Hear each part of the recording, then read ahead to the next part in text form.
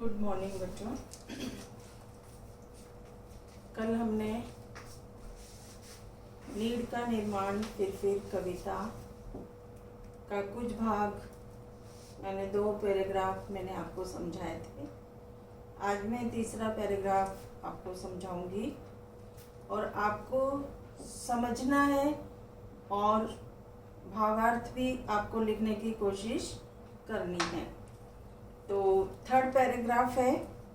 इसके अंदर एक बात और देखिए कि आपको कवि परिचय, ठीक है, और शब्दार्थ ये आपको कॉपी में करने हैं, ठीक है।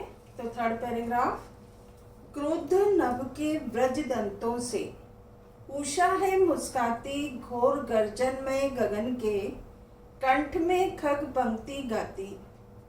यानी जब बादल गरजते हैं, क्रोधित होते हैं, जब बरसात होती है तो बादल क्या करते हैं, बहुत गरजते हैं, तो तब गर्जना करते हैं, बारिश होती है, तूफान आता है, सब कुछ होता है।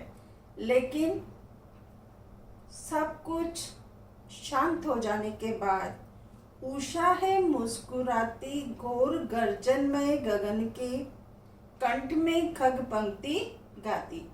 और जब ये सब कुछ शांत हो जाता है और सुबह होती है, सुबह सूरज की जब किरण निकलती है तो पक्षी अपनी पंक्तियां बनाकर कंठ अपने कंठों से गीत गाते हुए चलते हैं।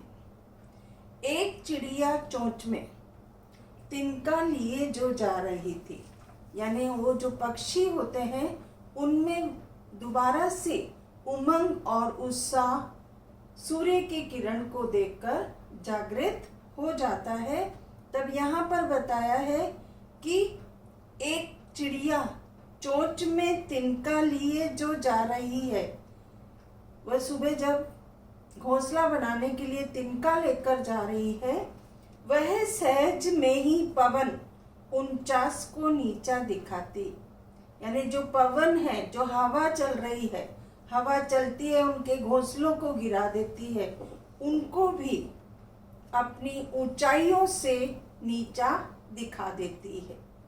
नाश के दुख से कभी दबता नहीं निर्माण का सुख। यानी जो तूफान रूपी विनाश आया था उसके ये बताया गया है कि जब नाश होता है दुख में, जो नाश का दुख होता है, विनाश का जो दुख होता है, वह कभी भी नहीं दबता निर्माण के सुख से। यानी जब हमें निर्माण का उमंग और उत्साह होता है तो विनाश का दुख क्या होता है, कभी दबता नहीं।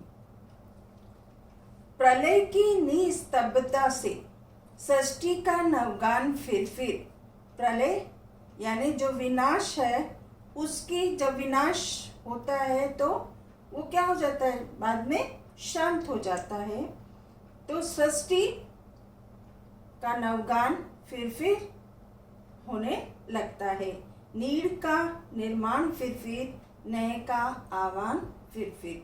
यानी घोंसलों का निर्माण भी पशु पक्षी दोबारा से करने लगते हैं। सब अपनी जो अस्त व्यस्त चीजें हो जाती है तूफान के आने से, या हमारे जीवन रूपी कठिन परिस्थितियां जो हमारे ऊपर आती हैं, उसको भी एक बार शांत हो जाना पड़ता है और हम दोबारा से अपने उमंग और उत्साह से अपने जीवन को संचालित करने में लग जाते हैं। उसी तरह से पक्षी भी क्या करते हैं, जब तूफान आता है तो उनके घोंसले गिर जाते हैं, लेकिन दूसरी सुबह से जब वो सूर्य की पहली किरण जब होती है तो वो फिर से अपने उमंग और उत्साह से अपने घर को बनाने में लग जाते हैं। तो आज ये भावार्थ था। अब कुछ ये जो भाषा ज्ञान है, लिखित क्वेश्चन में जो राइट वगैरह के निशान हैं, ये मैं आपको थोड़ा सा बता रही हूँ, तो वो आप नोट कर लीजिए। जैसे लिखित का फर्स्ट क्वेश्चन, सही उत्तर पर सही का चिन्ह लगाइए। कवि किसके आह्वान की बात कर रहा है? तो नह, नह मीन्स इसने। धूल धूसर बादलों से क्या अभिप्राय है? इसका आंसर है फर्स्ट, मिट्टी से भरे हुए बादल। निराशा रूपी रात्रि के भय से कौन भयभीत है? कौन भयभीत है? जन और कण, थर्ड वाला। अगला है, नाश के दुख से भी कौन सा सुख नहीं कम हो सकता? निर्माण का सुख।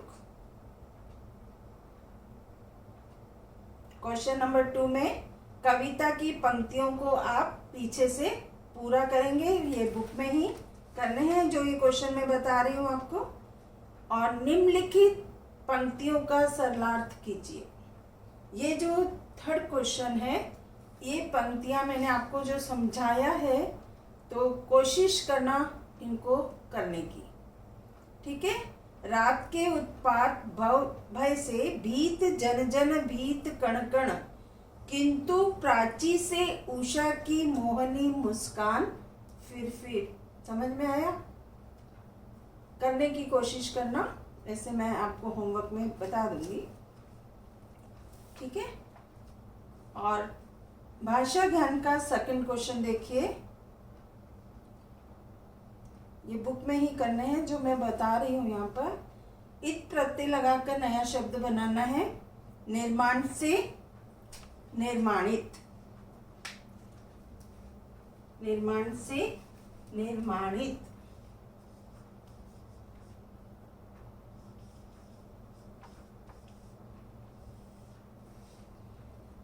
क्रोध से क्रोधित,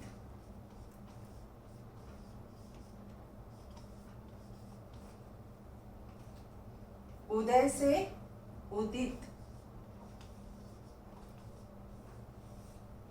पाठ से पठित। ये नोट कर लीजिए। गर्भ से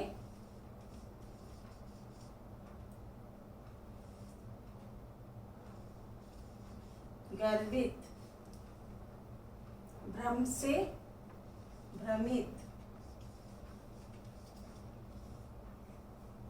सीमा से सीमित,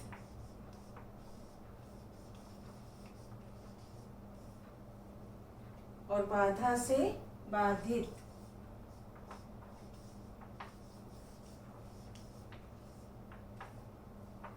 ठीक है, ये क्वेश्चन आपको बुक में ही करने हैं जो मैंने अभी यहाँ बताए हैं। बाकी क्वेश्चन आंसर मौखिक और लिखित जो भी है क्वेश्चन आंसर मैं आपको होमवर्क में